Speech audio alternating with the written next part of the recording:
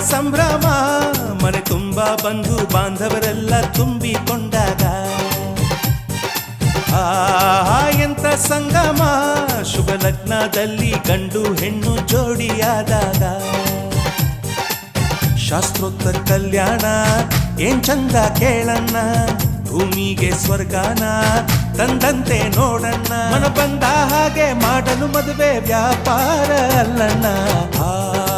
ಎಂತ ಸಂಭ್ರಮ ಮನೆ ತುಂಬ ಬಂಧು ಬಾಂಧವರೆಲ್ಲ ತುಂಬಿಕೊಂಡಾಗ